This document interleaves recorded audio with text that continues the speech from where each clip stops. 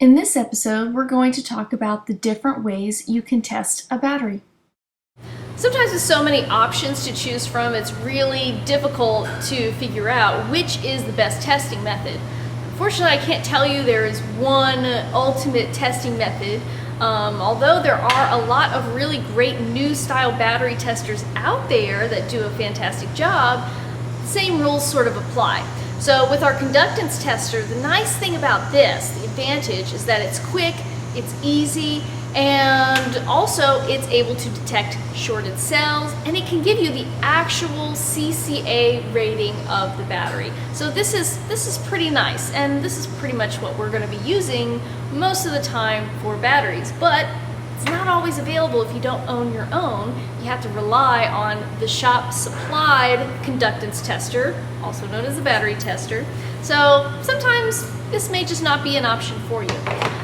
And it doesn't load the battery as well. So that's also sort of a downside. Although some do have some of those functions built in on some of your bigger, more advanced testers, like a GR8 for example. Okay. With our multimeter, the nice thing about this is that we can, using our min-max function, we can start the vehicle up while we're measuring voltage, and that will allow us to test how well the battery operates under normal operating conditions, because we're not normally loading the battery to half its CCA rating like we do on the VAT40. We're usually just trying to start the car and keep the car running. With starting the car being the most difficult thing, meter works just fine. Also, you can hook up your inductive pickup, and then you can check the charging system output, you can check starter draw, you can check all of those nice things at the same time.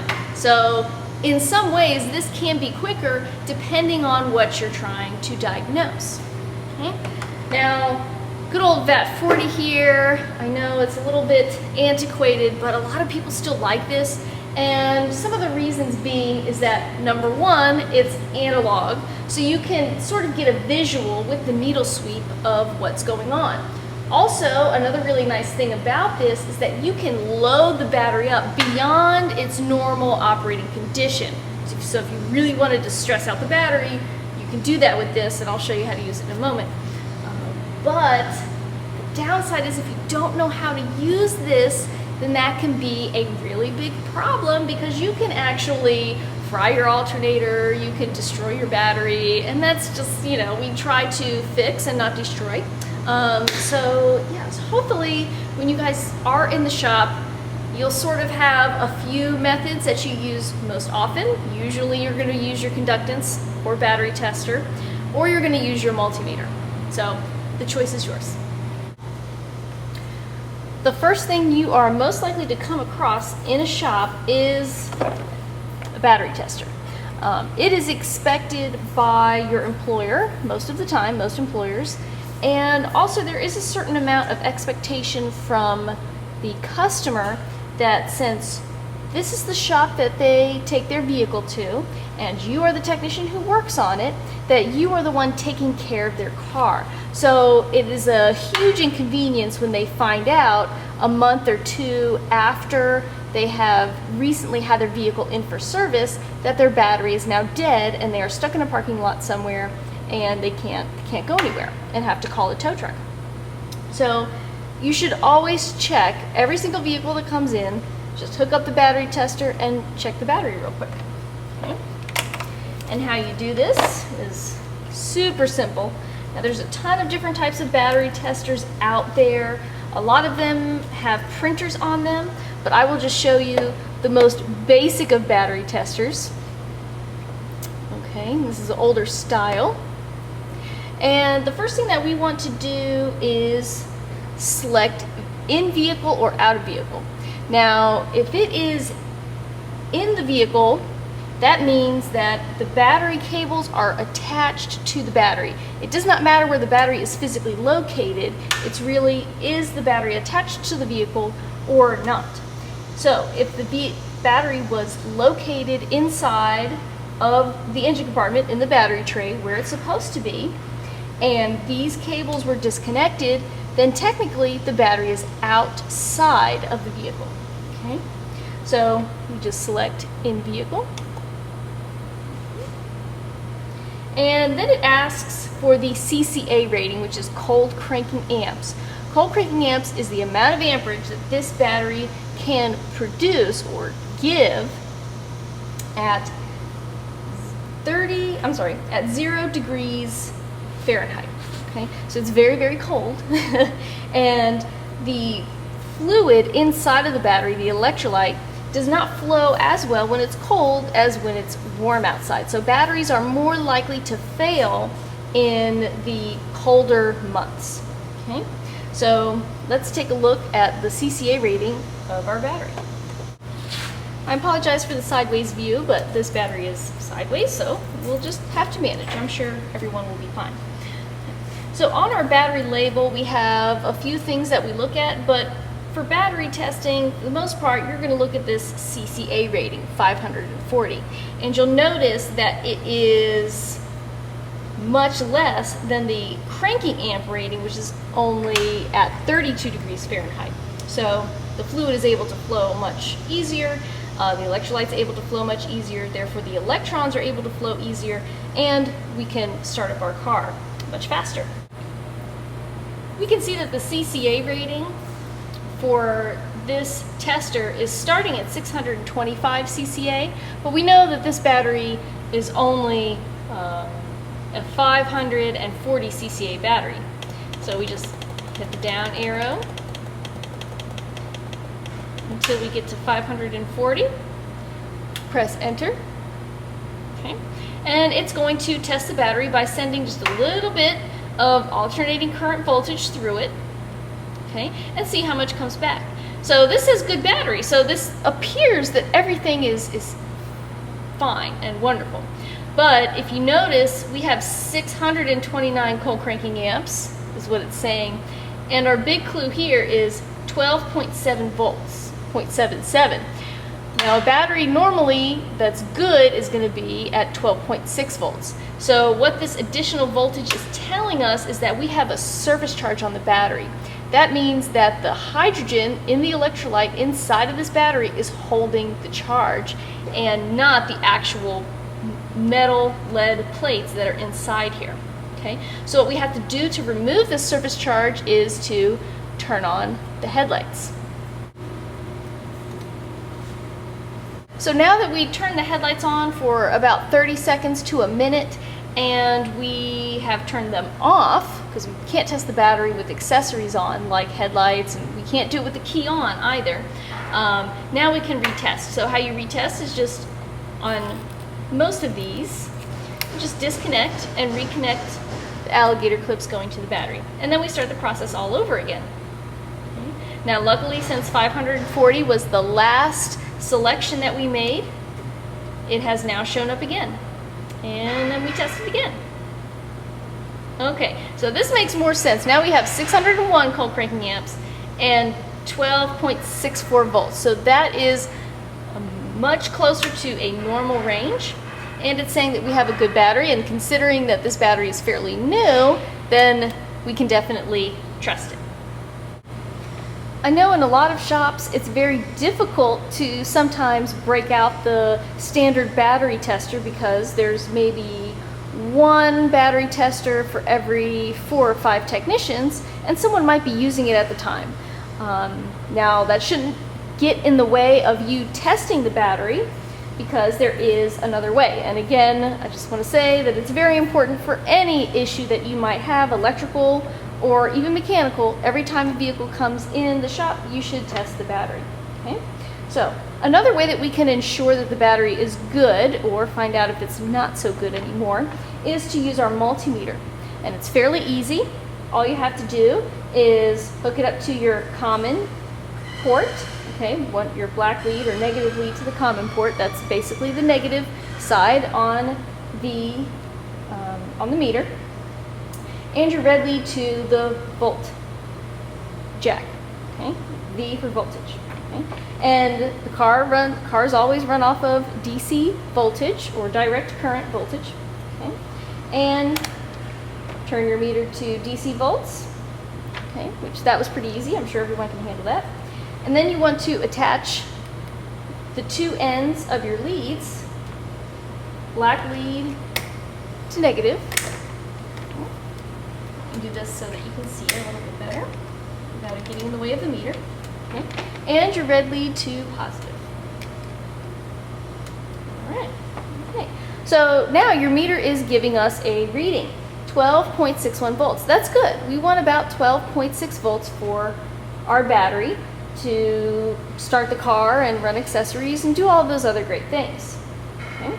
Now what we're going to do now is we are going to press our min-max button.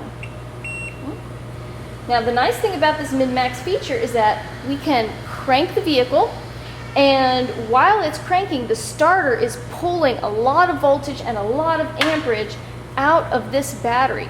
So if this battery, while cranking, which is under its heaviest load, its heaviest draw, if this battery can stay at 9.6 volts or above, then you've got a good battery. Okay? So I press my min-max button.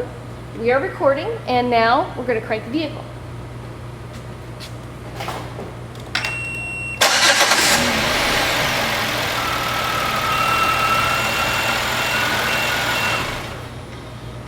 Okay, so great. We cranked the vehicle. And we can see now that we cranked it and it didn't get a chance to start and charge up for a while. We're back down at 12.2 volts. Okay, so now we're going to press the min-max button, and it's going to show us 13.68 volts. Okay, and that's basically the maximum voltage that it saw. That is the voltage that we measured here at the battery after the alternator started to charge the vehicle. Okay? We could press this button again and we can see our minimum voltage. Our minimum voltage here is 10.48 or 10.5, let's say.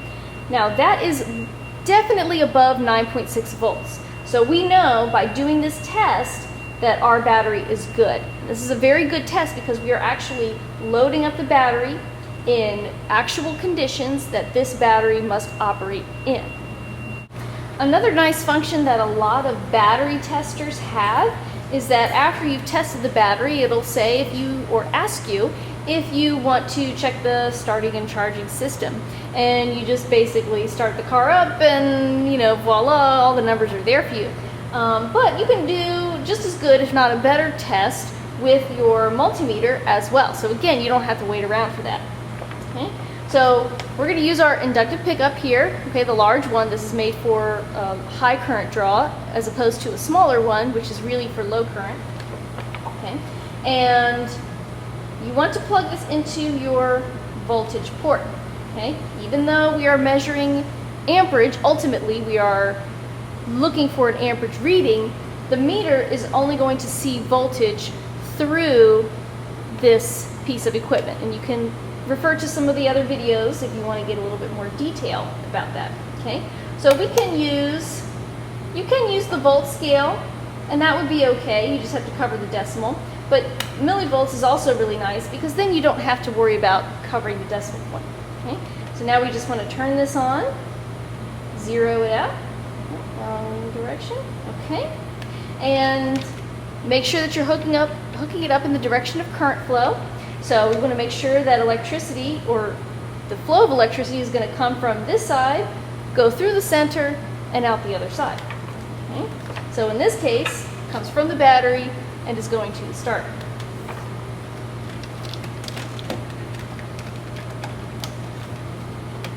Okay. All right. So there we go. We're all set. We're zeroed out. Now we just press our min-max function. Okay, and this is going to enable us to test the amount of current that the starter is drawing, as well as once the alternator starts to kick in and starts to charge, we're going to see the amount of amperage that the alternator is putting back into the battery.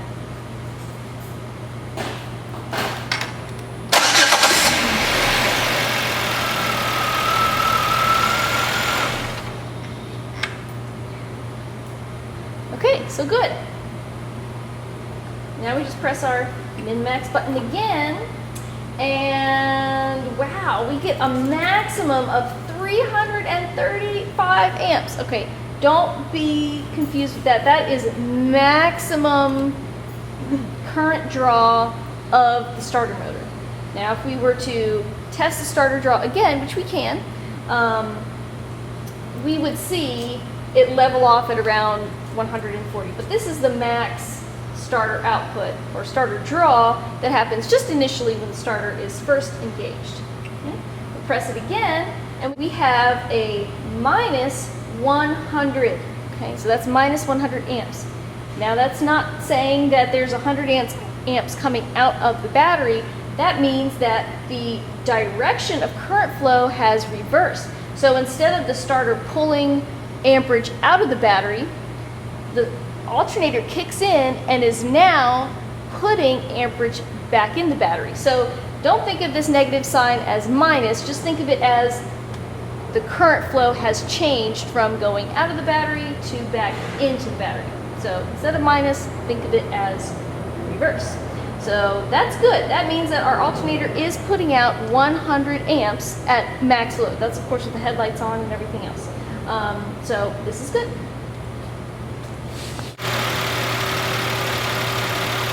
Another battery test that's really good to do if you find that you're having a problem situation, such as replacing an alternator multiple times because it's overheating. What you can do is actually check the alternator output, and that will give you a clue as to what the health of the internal battery resistance is, if it's good or not. The battery does have to resist the charge just a little bit, and it will naturally do so if the battery is in good shape. So when we first start the car, our amperage is pretty high, actually much higher than this, around the sometimes 60 to 70 amp mark. But as we go along, as the vehicle is warming up, and as the charging system is powering down, and we have replenished the battery after it has been started, then we should see this voltage go down significantly. Now after 10 minutes, the amperage went down significantly. Now you want to make sure it goes under 10 amps, and that means that the battery is okay. It has a decent amount of internal resistance, and it's able to accept the charge. Now when you do this test, be sure that you are also counting the accessories as well. So if there's two cables coming out of the positive terminal, you want to make sure that you wrap this clamp around both cables. Here's a little demonstration on how to use the good old-fashioned antiquated VAT40. Okay? It's a good tool, it's a good machine, so don't knock it. There are some updated versions of the VAT40 that have digital displays and everything. But I think that this one actually does a better job of illustrating with analog gauges what's actually happening. So obviously, I think you guys can figure this out. Attach the positive cable to the positive battery post, negative cable to the negative battery post. I'm sure you guys all have that, okay? Now, this is an inductive pickup. So you guys should probably know how to use this by now. Okay, it's the same thing as what we were using before. And this has an arrow pointing in the direction of conventional current flow. So what's going to happen is we're going to load up this battery. So we're going to actually pull amperage out of the battery, or pull all those cold cranky amps out. So we want to make sure that our arrow is facing this way. Okay, around the positive battery cable, and we're almost ready to go. Okay. So just like with our other inductive pickup, we want to make sure that we are zeroing our meter, and this is basically a meter. So we have a little zero dial here, obviously. We just want to make sure that this is centered so that we get an accurate reading. Accuracy is important, of course. Okay. Now this is already set up to internal 18 volts. If you ever get confused and you're not really sure if you're supposed to use the internal or external or whatever, just make note that when you hook these cables up, that you should see battery voltage show up on this meter. So good. Okay, that works out just fine. So this is showing that we have about 13 volts. So that's good. We can start there. Now what this is going to do is it's going to draw amperage out of the battery by essentially shorting it out.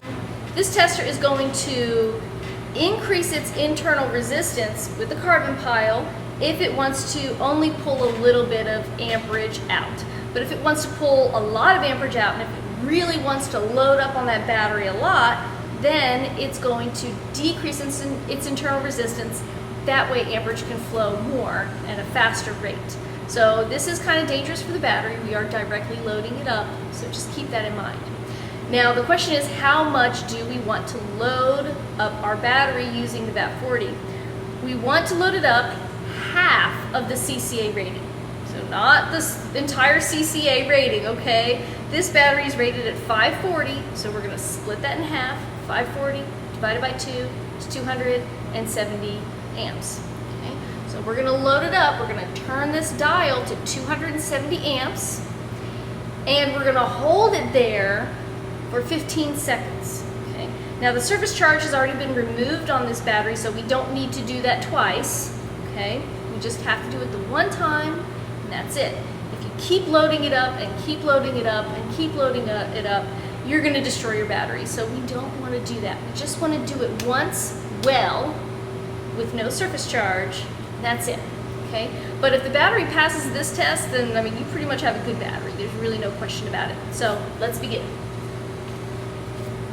Okay, so we've got our needle here, and we want to load it up to 270 amps. Now, we're not going by the blue scale, we're going by this orange, or what used to be a red scale.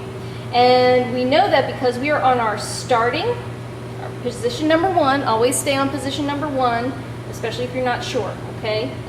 We're just doing battery, so we stay on position number 1 for starting. That means we're using the green gauge down here, which you can see, and we're using our red gauge, which is now orange. Okay, and 15 seconds. Go. 270, oh, a little much. We want to try to keep it steady. 5, 6, 7, 8, 9, 10, 11, 12, 13, 14, 15, and we did not drop below 9.6 volts. Turn it off. We're good to go. So we did not drop below 9.6 volts. That means we have a good battery. And that's it. Thanks for watching.